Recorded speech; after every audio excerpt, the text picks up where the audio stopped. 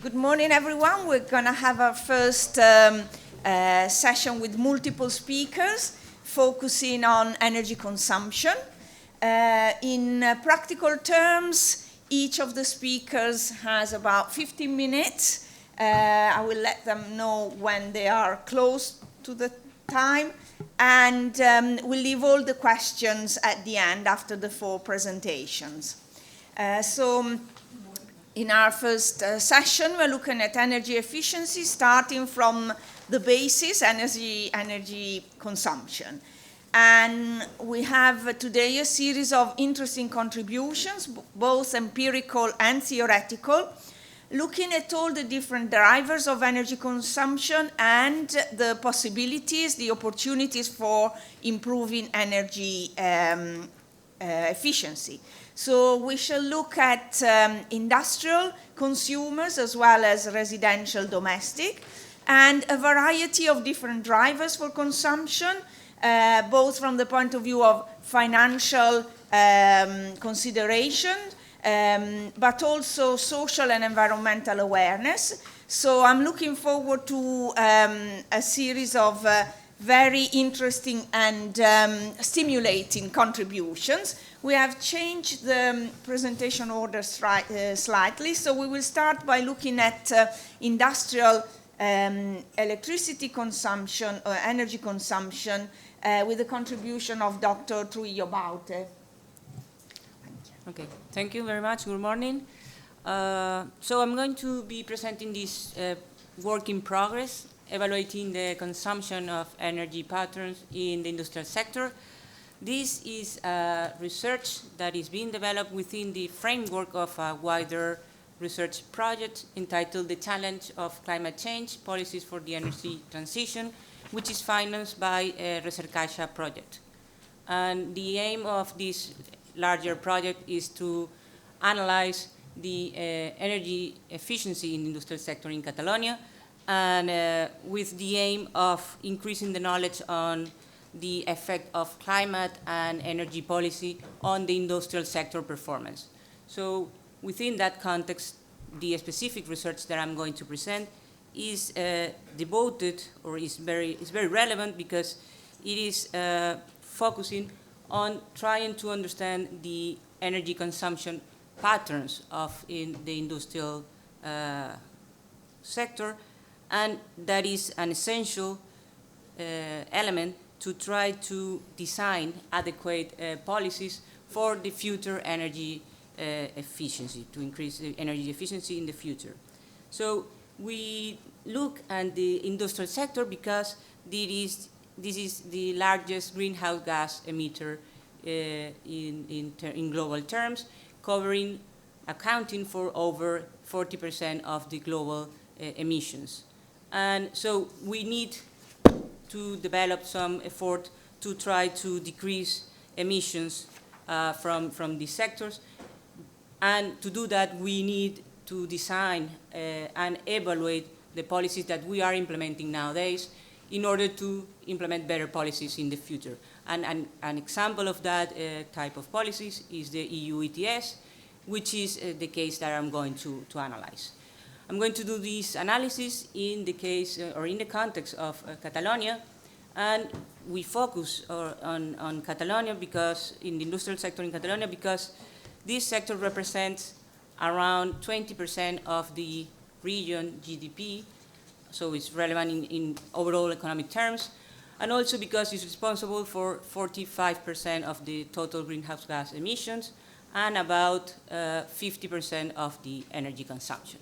So we are not talking about an economic sector that is not relevant. This is quite important, both in terms of economic activity and also in terms of energy consumption and emissions. So the aim of this research that I'm going to present, or this paper, I must say first that this is very preliminary. This is a work in progress. It's the first time that I present it, and the results are for sure not the last that I will show. So, but the idea is to try to evaluate the impact of the European Union emission trading system on the energy consumption patterns of the Catalonian industrial sector. That's formally what we want to do. And to do that, to analyze that impact, we use facility level data coming from two different sources. The first one is comes from the Catalan Industrial Energy Consumption Survey. This is a survey that is developed by the Catalan Institute of Energy, which we have access to that information thanks to a collaboration agreement within the Recercacha project. So that's the first part of that data that we use. And the second part is related to CO2 emissions coming from the Spanish Polluting Emission Registry. Okay? So as I mentioned, we are going to focus on the ETS, but in particular, we are going to focus on the phase 3 of the EU ETS. And we are going to try to see how the regulatory change that implies the phase 3 of the EU ETS impact on the energy consumption of the energy-intensive industry of Catalonia. So just a brief summary of some elements of the EU ETS. This is considered a cornerstone of the EU policy to try to fight the climate change, and it's a key tool to try to decrease emissions of different greenhouse gases. It started in 2005, is the first world emission trading system, and is still the biggest one, with covering more than 3/4 of the international carbon trading. So the CO2, the emission trading system cover CO2 emissions coming from different sectors of activity, including power and heat generation, commercial aviation, and the energy-intensive industry. We focus on this one, on the last one, on the energy-intensive industry. Well, I guess that most of you are familiar with this, but just briefly to say that the basic functioning of this system is that of a typical cap and trade system. So you get a cap set on the total amount of emission that the installation that belong to the system can can perform, and that cap is reduced over time to try to decrease the total emissions. So that's the basic functioning of the system. Then, just briefly, as I mentioned, I focus on the third phase because the first two phases that started in 2005 and end in 2012, those two phases were characterized by having 100% of free allowance allocated for the firms that belong to the plants that belong to the ETS system. And also in those two phases, the first two phases, the first one was a pilot phase in which the idea was to try to test and to try to observe the level of emission from the plants. And the second phase used that level of emission to lower a little bit the cap. Then the third phase, which is the one that I'm analyzing, going from 2013 until 2020, the number or the amount of freely allocated allowances has been reduced from 80% in 2013 up to levels of 30% in 2020. So this change is the one that I'm looking at.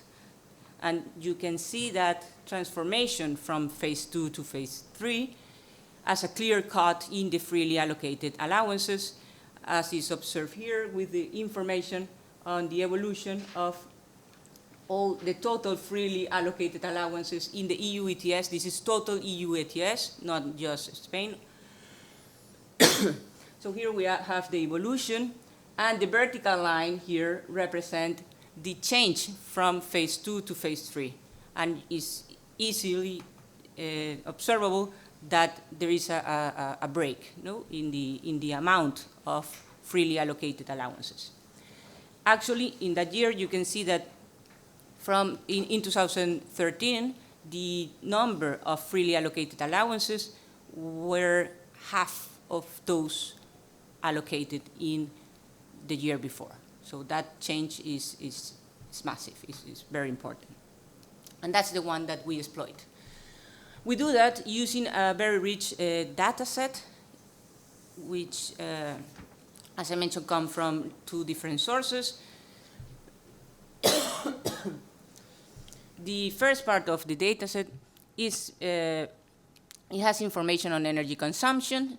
It has information both in energy use and energy source. But at the moment, we only make use of the part of the energy source. And the second part is related to emissions and allowances at the facility level. So we have plant level information on consumption and emissions, basically. So with that, we have a panel of around a bit less than 4,000 Catalonian industrial plants across 200 sectors, covering the years between 2006 and 2014. That information in terms of consumption covers or represents around 97% of the total industrial consumption of energy in Catalonia. So we can say, it's fair to say, that this is a very representative sample. This information comes from a survey, but this survey covers most of the energy consumed in the industrial sector of Catalonia. And the part of verify emissions and assign allowances come from the Spanish government. They publish a report on how plants perform in terms of their emissions, and they compare the allowance that they get with the emission that they actually perform. So the novelty of this research is linked first to the plant level database that we use, first because it's different from previous studies. Most of them, not all, but most of them use information that is more aggregated at plant level. And this is the first paper that take advantage of this very detailed data set. And in addition, we focus on the first, in the phase 3 of the EU ETS, while previous research tend to focus more on the previous phases of the EU ETS. As I mentioned, there is a clear cut in terms of the freely allocated allowances in the change from phase 2 to phase 3, and we think that these have potential effects on energy consumption patterns in terms both on the level of the consumption and also in terms of the energy mix that coverage this energy consumption. So that's the idea. And as I showed you before, the picture was on the total freely allocated allowance for the whole European Union emission trading system, but this is for the case of Catalonia. So here we have all the freely allocated allowances in Catalonia, and we see the same break as before, but of course the scale is lower. That's it, but the break is here, and that's the one that we exploit. This is the picture when we look at what is called net emissions. These are basically the difference between the total emissions that the plant performs and the allowance that they have for free. So that somehow captures the deficit of allowance that there are in the system. This is total, but for each plant we have the information, okay? And we see a break from phase 2 to phase 3.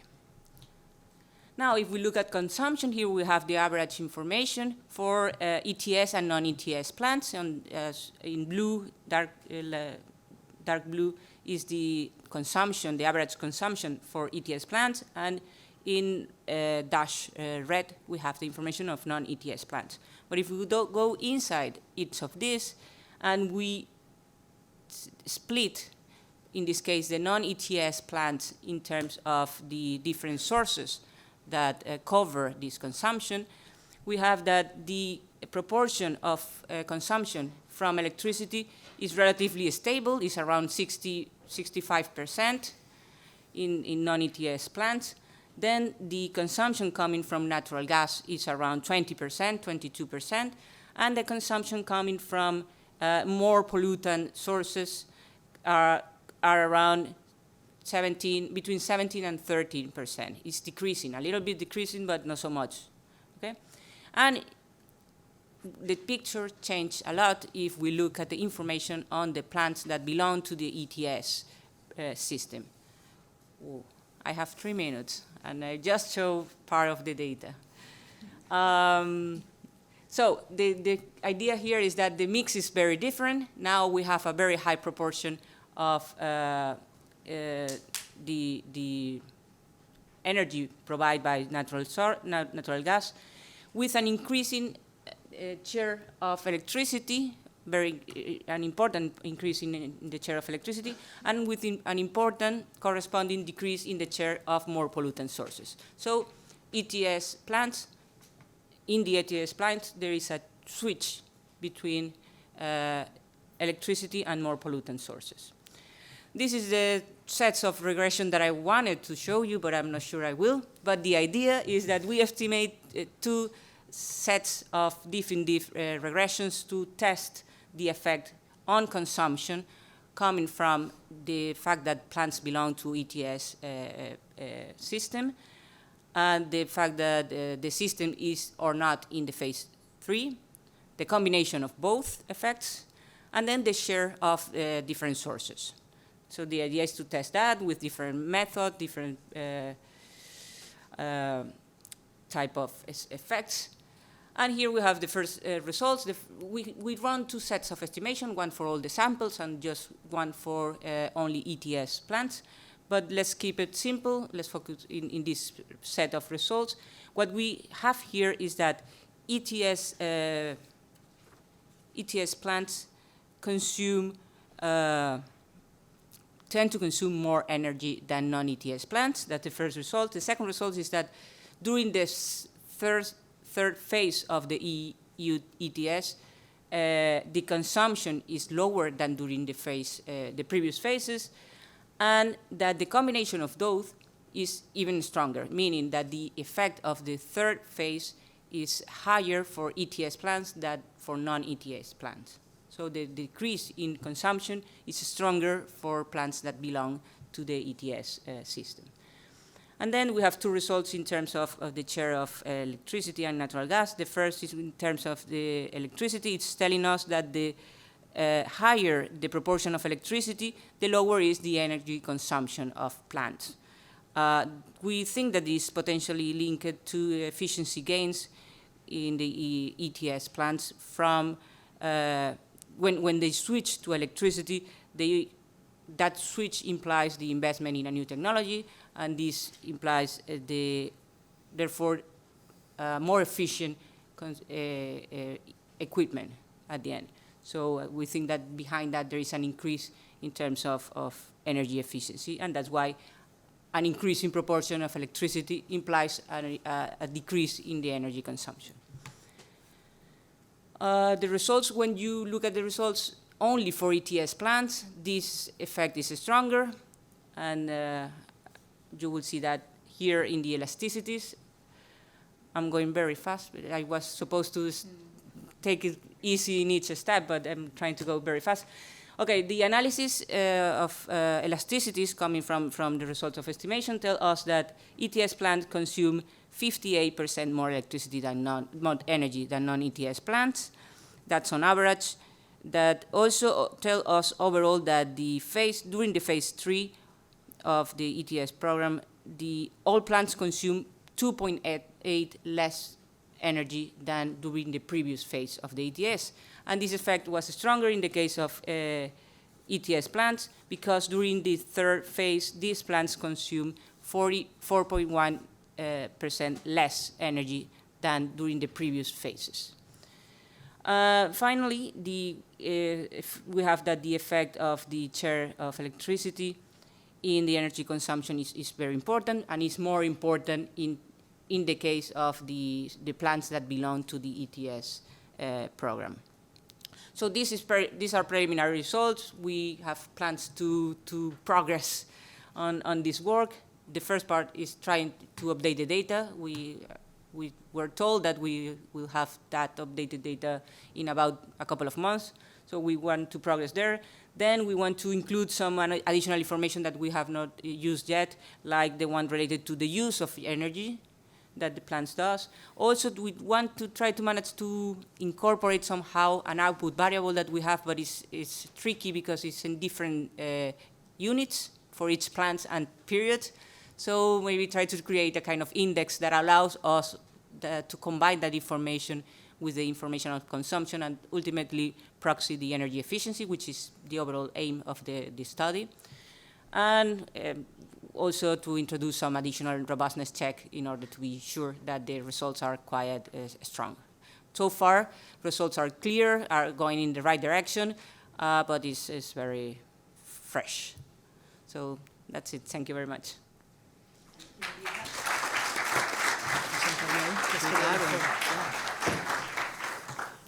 While the speakers get rearranged, the next contribution will look at energy efficiency across different income groups.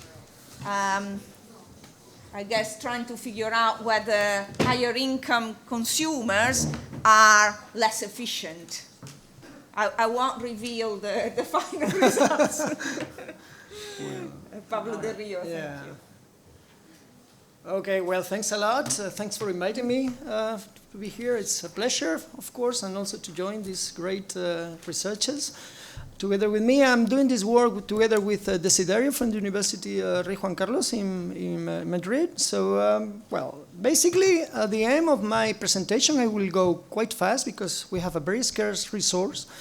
It's always a scarce, but in this case, it's especially scarce. So, basically, it's to analyze the drivers of inefficiency in household electricity consumption in Spain. So we will focus on income as one of these drivers. And the research question we ask is, are higher income households more electricity inefficient? Well, it's bad. I will tell you the end of the story. It's the end of the movie. So we find that not.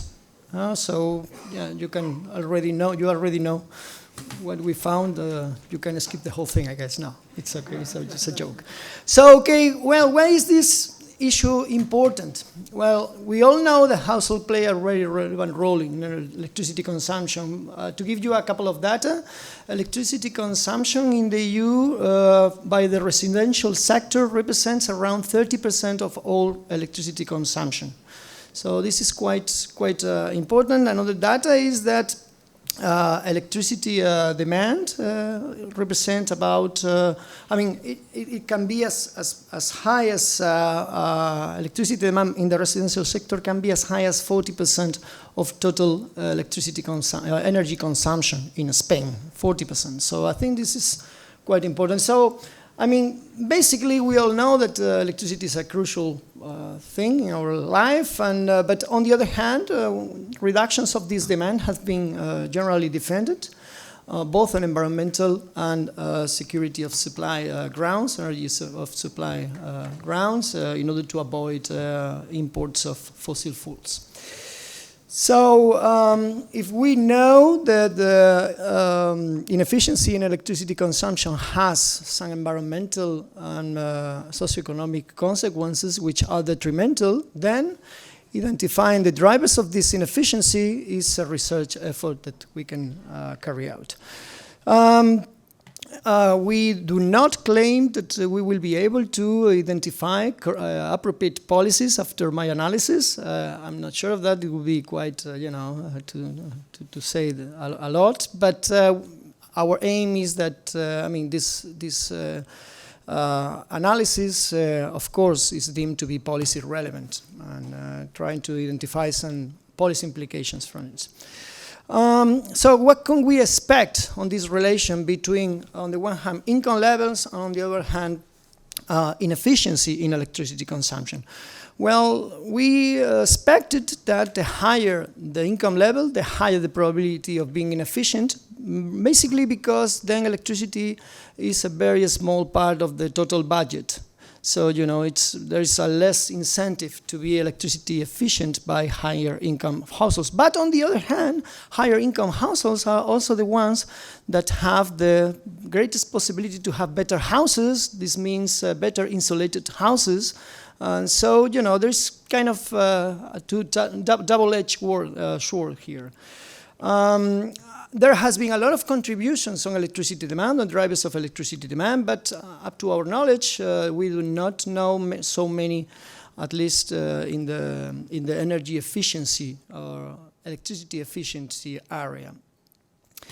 So what do? I will also go very fast with it. Well, regarding the data, we use the EPF, the Encuestas de Presupuestos Familiares, the household budget survey.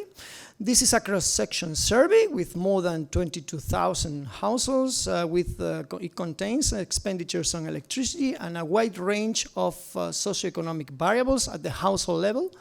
So what is the main thing is that, well, this survey is not a panel. Okay, and so it does not allow to analyze the behavior over time. And why is this an issue? Well, we know that in the efficiency realm, in the inefficiency realm, a main driver is habit. You know, and also we know that we also regard efficiency as something which is dynamic, which responds to price shocks and to other variables. So it is important to assume that efficiency is not constant. So this is why we need a panel. And there are two solutions to build a panel. We have an alternative pseudo panel, the Deaton method, where average values of cohorts are calculated. And then these average values in each cohort are treated as observations.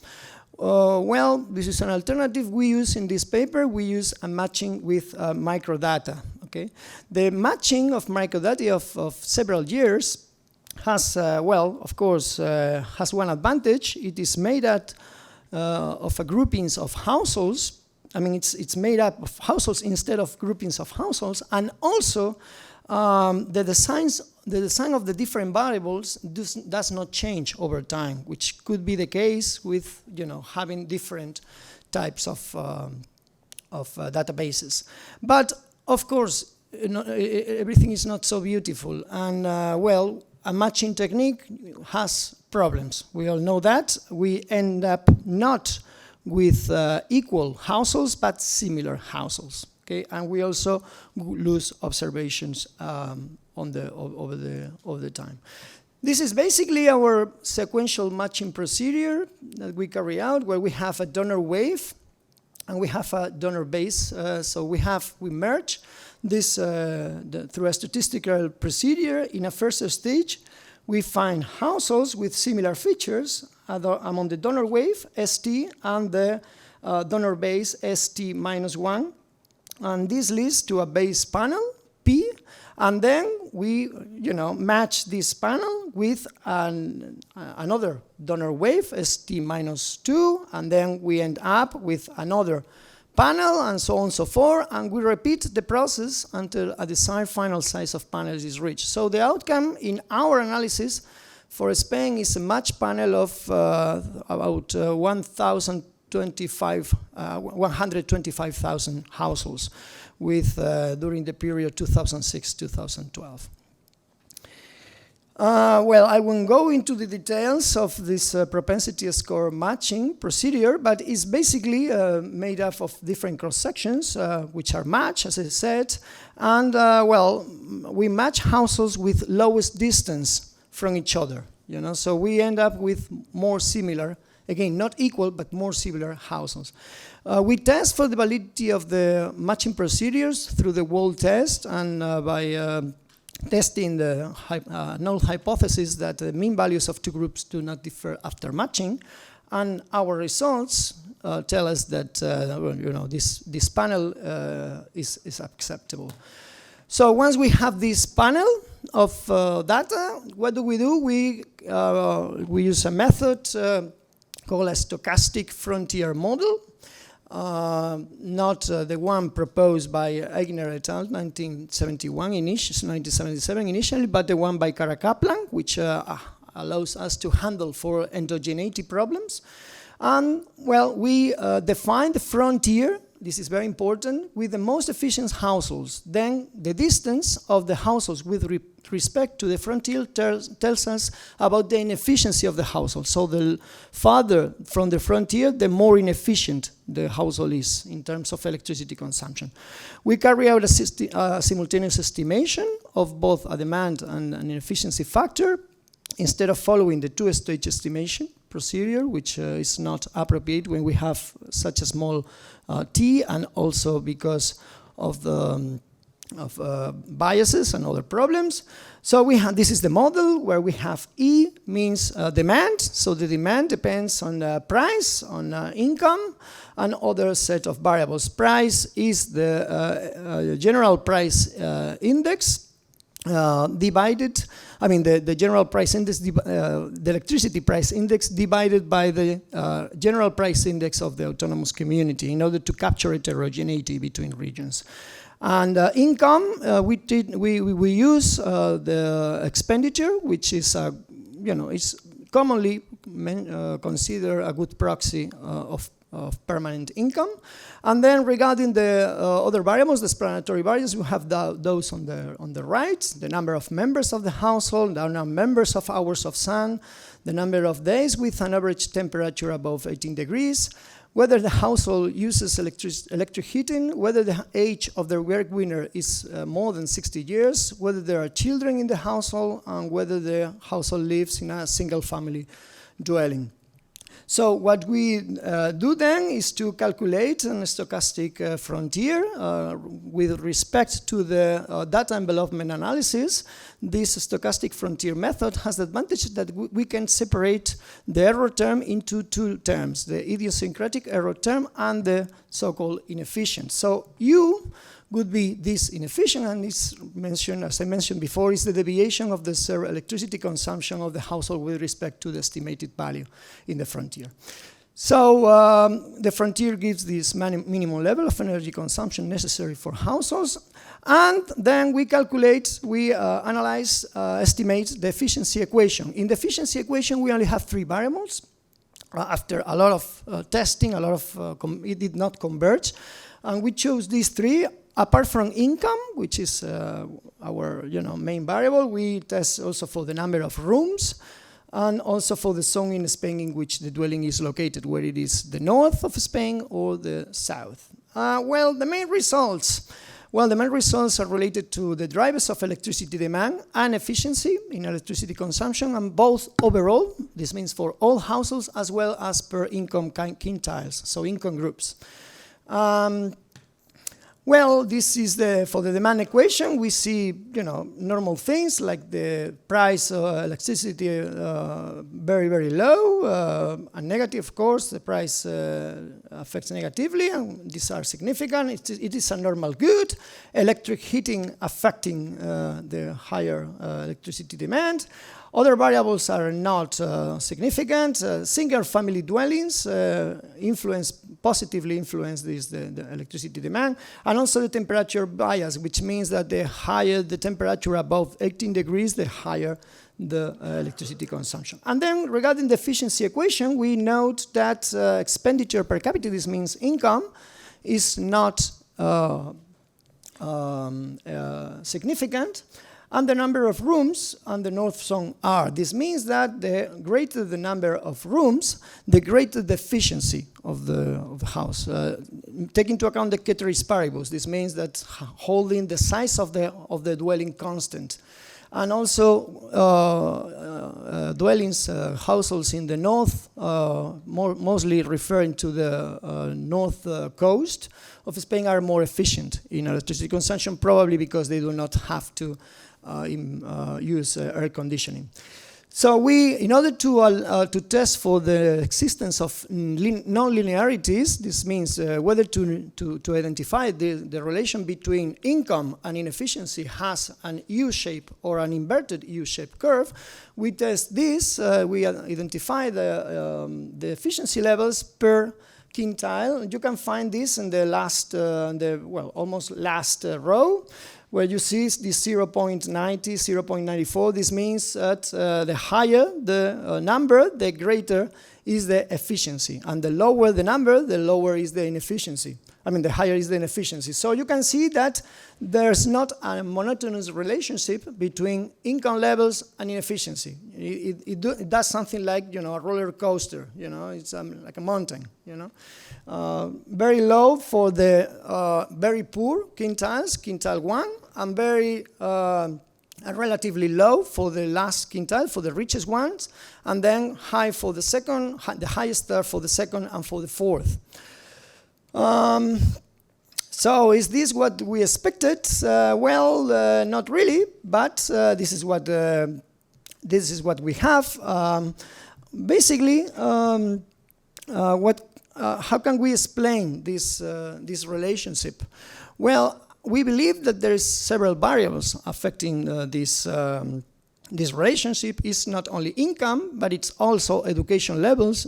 It is also environmental awareness levels, also interacting with probably with education levels, and so it's really we don't have this set of qualitative variables which would allow us to go deeper into the reasons for this, and so we are also this work in progress also needs a little bit of this.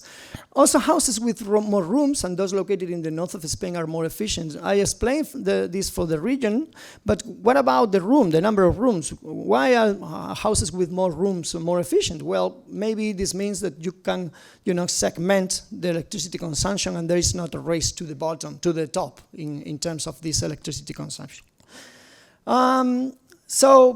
What types of policies we have with this? And I'm coming to an end with this.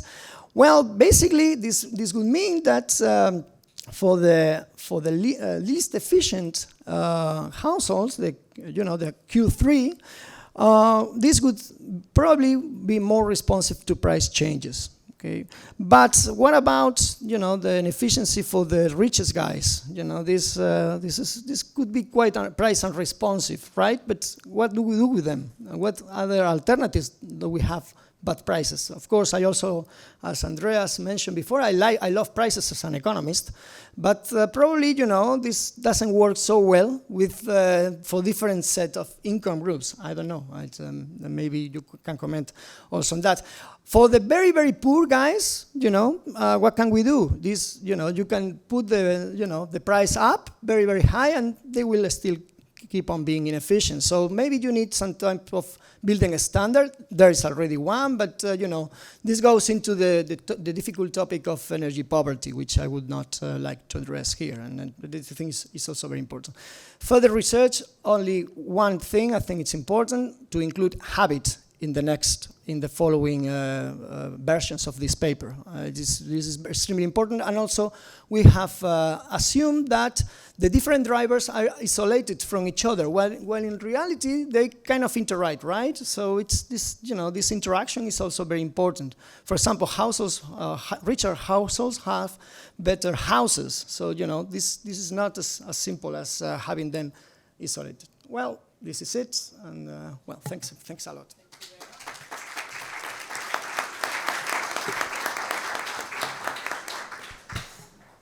So our next contribution is Matthieu Glachant, who will be looking at energy saving obligations that have been investigated mainly in regulated context in the US, but his contribution looks at liberalized markets. Thank you. Yeah. Thank you very much. And so I guess that so it is a theory paper. I guess that we have a mixed audience with academic people and non-academic people, so I will tend to reduce the theoretical part of it, also given time constraints, and increase the motivation part. So first of all, who knows in the room what is an energy saving obligation scheme?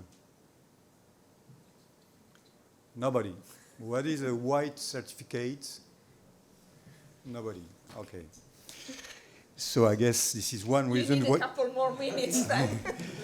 Yeah. So I think that will make the paper interesting for you, not for the result, but at least to understand what it is. Okay. So so there is this energy efficiency, EU energy efficiency directive adopted in 2009, and there is 2012, sorry, and there is this Article 7, which says that each member state should introduce these schemes, and so under these schemes, each energy companies, they must save so 1.5% of their energy sales by promoting additional energy efficiency projects. Okay, so they should reduce their sales. So this is the title, you know, saving energy, selling energy. But member states can also adopt alternative measures.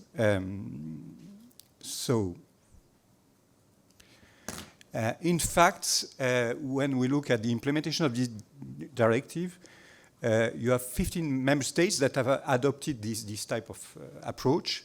And among them, you see Spain, for instance. So, okay, so it exists in Spain for the Spanish audience. And it exists in France, in my country, and in the UK, so it's no longer a member state, sorry. Yeah. But in countries like Germany, for instance, there is no such schemes. So how does it work in practice? So you have a legal obligation on energy, on individual energy company, so which are called the obligated party. To achieve a quantified target of energy savings by a certain date. In general, so in France, the scheme that I know better, so these energy companies are in fact the suppliers and suppliers of electricity, gas, and heating oil. And so they operate in liberalized markets, as you know.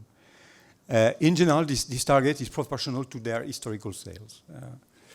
Then in practice, what do? In fact, basically they subsidize energy efficiency investments in the residential sector, mostly in France in the residential sector, some of them in the industry.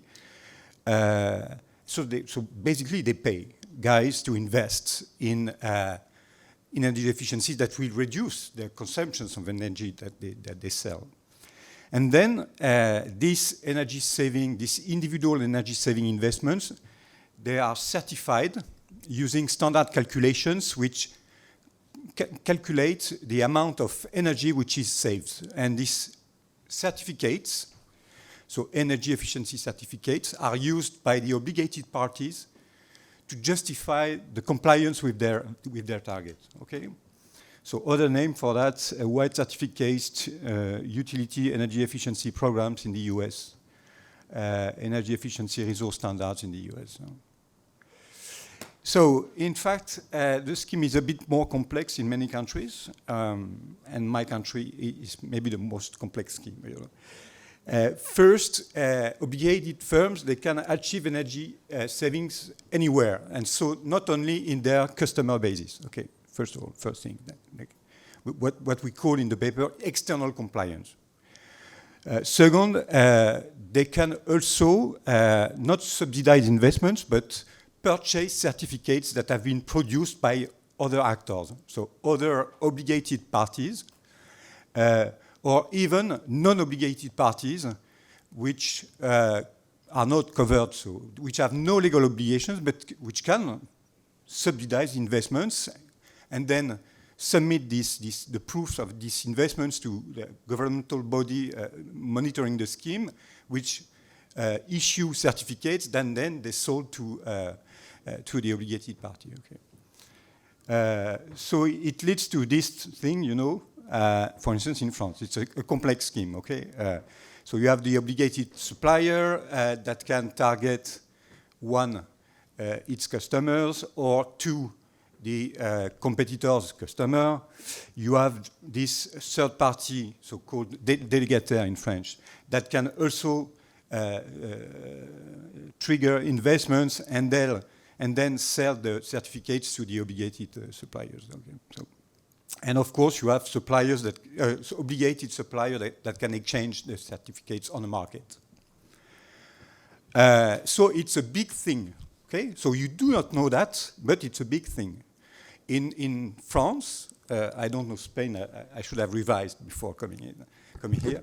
In Spain, for instance, the amount of money paid each year by the energy supplier is 6 billion euro. Okay, as a comparison, the amount of money of public subsidies, because we have also in parallel public subsidies to energy efficiency investments, it's about 2.5 billion. Okay, so the major source of funding for subsidies comes from this scheme. Okay, in terms of coverage, here you have a graph that you can find in the last report on energy efficiency published by the International Energy Agency, which shows over time the evolution of the vertical axis is the share of global total final consumptions covered by these obligations. And you can see that 18% of the consumption, energy consumption in these IEA countries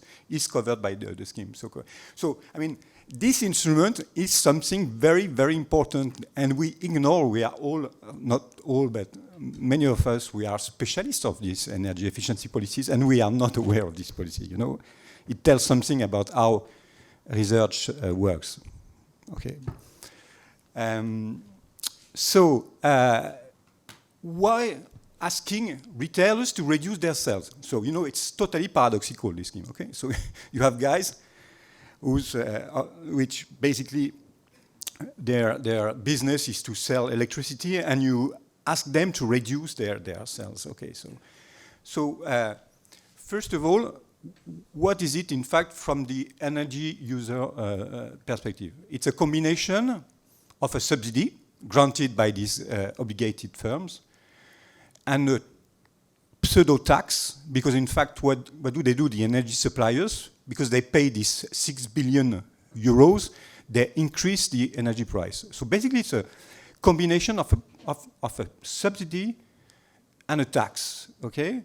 Except that this combination is managed and implemented by these obligated firms and not by the government, if we take the standard options that we have in mind. Okay? And so the question is, why should we delegate the implementation of this combination, tax plus subsidy, to these firms? Okay?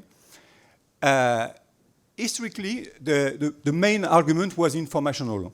There is the idea that compared to the government, these companies, they know their customers, and so they are better able to target the cheapest energy efficiency options, and they are also able to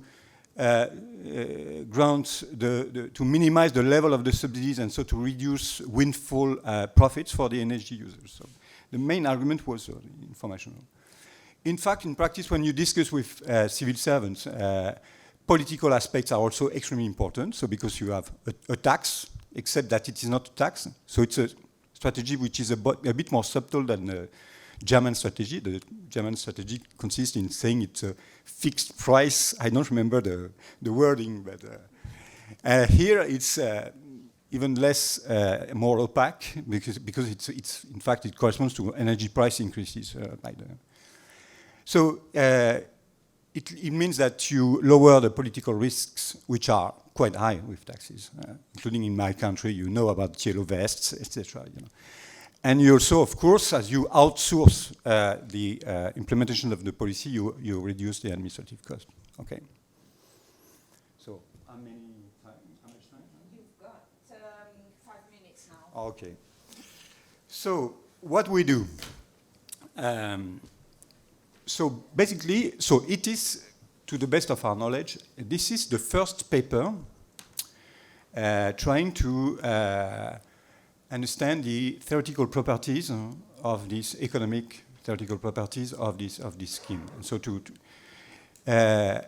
in a context where you have companies, energy suppliers compete in on liberalized markets. Okay. Because you have a couple of papers looking at the scheme in a non-liberalized context, especially which is observed in the US.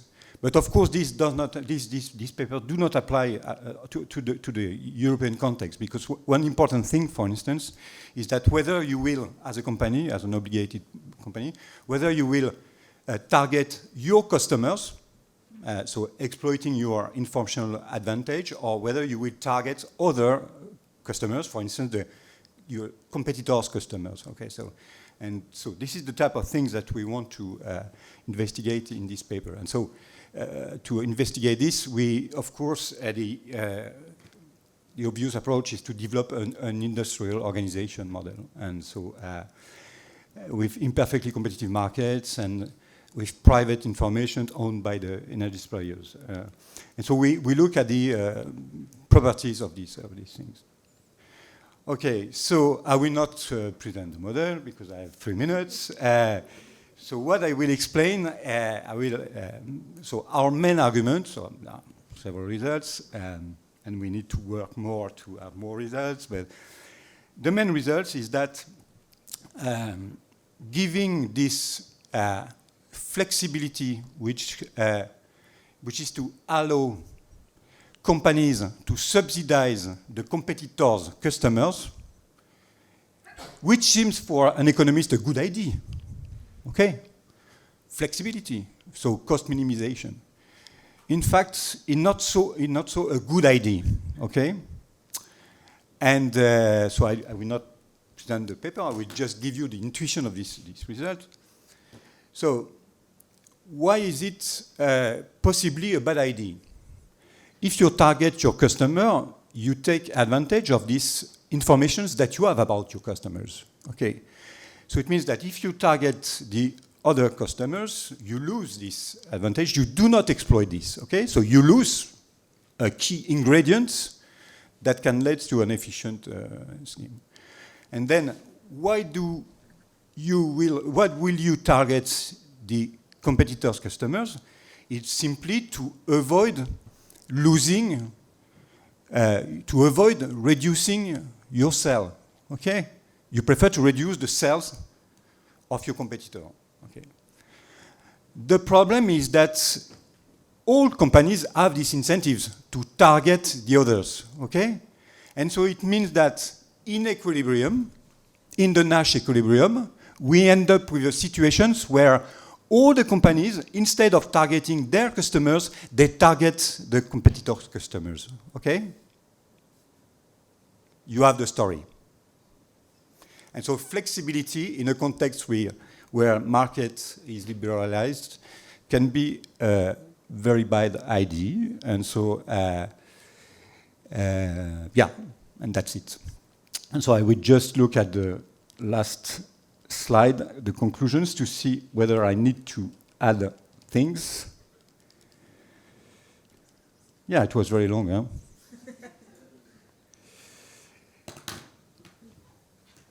Yeah, so the first 3 points is a summary of what I've just explained. The fourth one is that if you introduce trading, so if you allow to exchange certificates, okay, because my story was without trading, okay?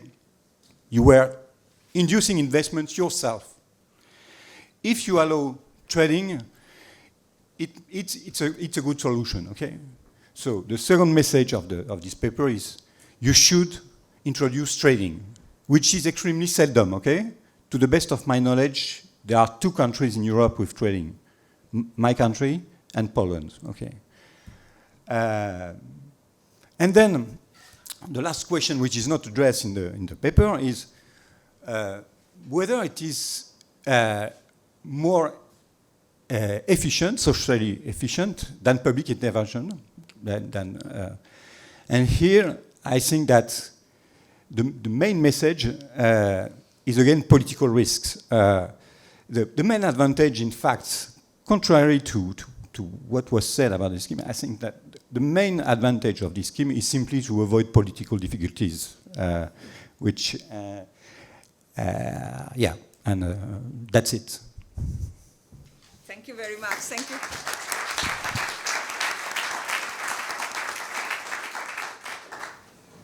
so our final contribution today is by Pierpaolo Parrotta, looking at the Dieselgate scandal and its impact on car sales.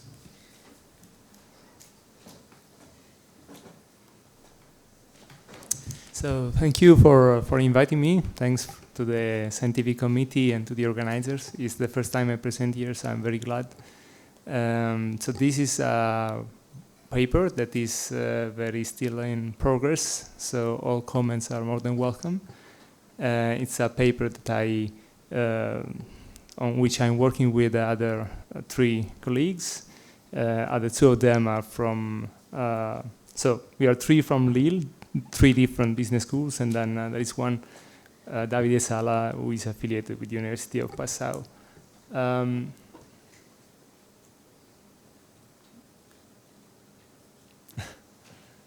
So I don't know. It works. Maybe It works? No, it's on. Turn it on and off and try.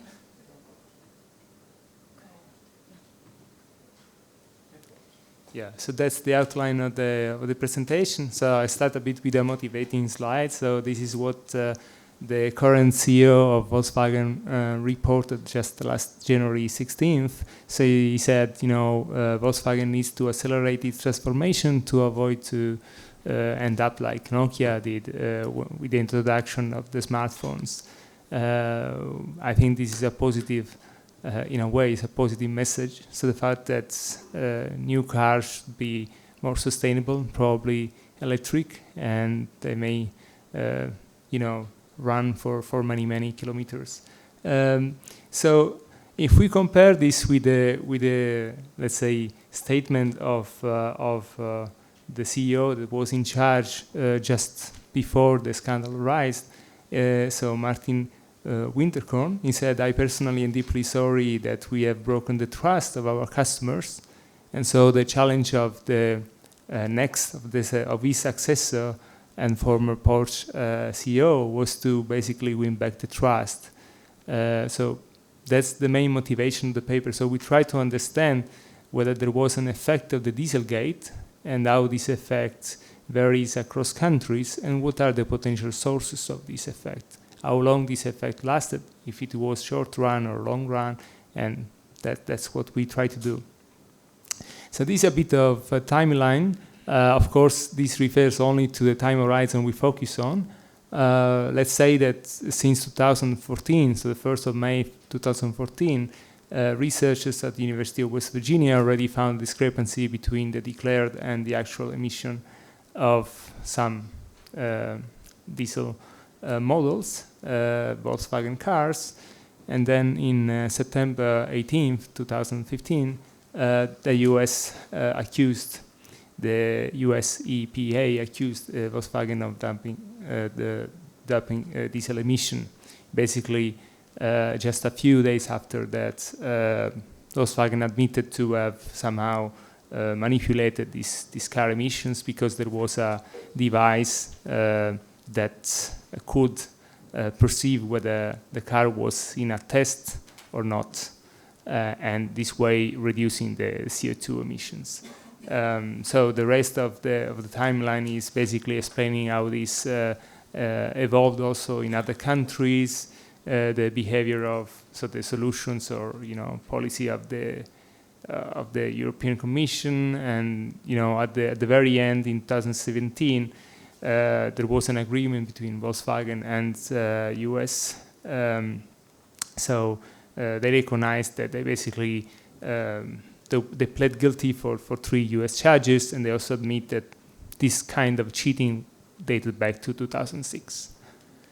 So what's the aim of the paper? As I told you, is to investigate the effect of the Dieselgate on Volkswagen Group, and other German automakers' sales volume. And when I say other Germans, I refer to BMW and Mercedes. So we try to exploit this quasi-natural experiment due to the, to the scandal, so which dates to September 2015. And we focus on a sample of 25 countries, and of course we are able to identify the effects by country as well. So in trying to explain this heterogeneity of Dieselgate effects, or different effects of the Dieselgate in different across countries, we use two variables which are publicly available. So one is the environmental policy stringency, which is provided by the OECD database, and also the inclination towards tax cheating, which is one of the questions of the World Value Survey. Basically, it reports a number which reflects the propensity to justify tax cheating by country. So we refer to previous works, of course. All three papers focus on the effects on Daimler and BMW, or on Volkswagen competitors. And we think that, in a way, they do not really focus on potential first-order effects, so the effects on Volkswagen. And if there is any first-order effect, then we can focus on the contamination effects, right? So if we don't have a first-order effect, it's a bit difficult to associate the potential contamination effects to the Dieselgate. So the first paper you see in the list focus on US market, and then the next two, the first one, so Jordan et al. 2019, they basically find out that there is an inverted U-shaped relationship between social media attention and rival firms' value at the global scale, meaning that if there is too much attention, basically this is going to decrease also the effect on firms' value, or competitors' firms' value. And Baaf et al. 2019, they also find evidence of a significant negative contamination effects, especially when referring to European companies. So the data we use are data that allow us to identify,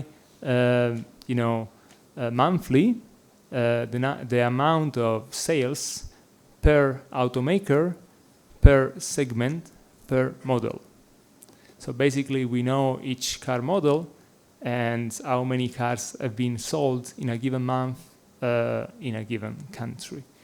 And we combine this information with the two variables I mentioned before, so with the environmental policy stringency and with the propensity to report deceitful information to the tax authorities, and both date to the 2014, which is 1 year before the scandal. Okay, so it's before the scandal arose.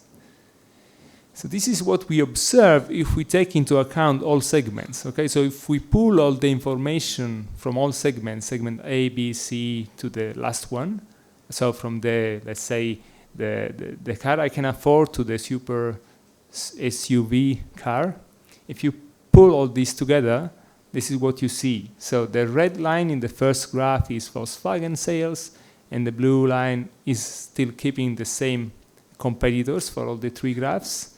And the vertical dashed line is the time when the scandal emerges. So if you compare these graphs and you see the, in the first one Volkswagen, then Volkswagen Group, meaning that it also includes Porsche, Maserati, Audi, and all the other brands that are part of the Volkswagen Group. And the third one is BMW and Daimler, excluding the Volkswagen Group cars. You see that there is quite a change in the after the shock. There is specifically this peak in the blue line, which follows the shock, right? But let's say after a while, this kind of difference seems to vanish. It's a bit more striking the fact whenever you focus on segment C and D, which are the segments including the cars that were incorporating this digital device, then the difference in the customer's behavior or in the amount of sales is a bit more visible. Okay, you see that after the shock or after the scandal emerged, the blue line seems to get much closer. Sometimes also get over the red line. So apparently there are some descriptive evidence that may suggest that there was an effect there. But still, over time, we see that this effect seems to vanish. So this is the set of countries we are focusing on. I'm not going to say anything about the descriptives because of time constraints. And this is showing the average sales and change in sales, so basically growth rate in sales, which is our dependent variable. And we show this for the Volkswagen Group, Daimler Group, and BMW Group, and other groups. So the estimation strategy is a very natural difference in difference. So the coefficient we are interested in is the delta treated times post-treatment. And whenever we run the analysis, we pool all countries, then we include a country fixed effect. If instead we estimate the effect country by country, we remove, of course, the country fixed effect. Same story for the segment, right? So whenever we focus on segment D and C, including or not the fixed effect won't change much the estimates. So the dependent variable is, again, the change in the number of vehicles sold. And whenever we look at the change, we compare, let's say, January 2016 with January 2015. So we look at the year change because we know that there are fluctuations over time by month. And so what we do, we estimate these effects, this delta, and we rank them across countries. This way we have a rank of the Dieselgate effects, and we run a regression, very easy regression, less regression on this predictor, which could be either the environmental protection, the APS, so environmental policy stringency, or this variable on tax cheating that we call, cheat. So we don't include both because, unfortunately, for the second one, we don't have a lot of countries. We have only 9 countries reporting this information. So just to be quick on the results, if we look at all segments and we focus on the first column, we don't see a negative effect. So this is a poor regression. We see that actually there is a positive effect. If we instead focus on segment C and D, on a shorter time window, which means the one from September 2014 to September 2016, so about 1 year before, 1 year after the scandal, meaning the second sub-panel and third sub-panel, you see that for the fourth column, you have a negative effect of about minus 20%, 18, 19% in sales volume. And this effect is not stable and always significant for the other groups. So for Volkswagen Group or for BMW and Mercedes for the other two, Daimler Group. So if you now rank these effects from the lowest to the highest, and you regress this ranking with the ranking in the environmental stringency, controlling for the trade relationship, so import and export partnership, again ranked, what you see is that focusing again on the fourth column, you see a negative relationship. And this is true also for the first one, even though there was no negative effects. So this heterogeneity in the Dieselgate by country allows us to evaluate this relationship, meaning that the higher is the environmental protection stringency, the, let's say, lower was the effect, so more negative was the effect on the sales change. So the penalty was stronger, basically. And the opposite is true if you focus on this propensity to cheat, so to do not report lawful tax declaration, which in a way may explain the behavior of customers across countries. So what are the conclusions? So we find this negative effect of about 20% on the segment C and D. We don't find particularly significant effect for Volkswagen and, for the Volkswagen Group and the other German automakers, different from what other authors find. And this punishment effect seems to be significant only if we focus on 1 year before, 1 year after the scandal. And this potential heterogeneity is explained by the environmental protection stringency and lawful tax declaration, meaning that there could be this potential behavioral explanation in the difference in the heterogeneity of this Dieselgate effect. Thanks a lot for listening to me.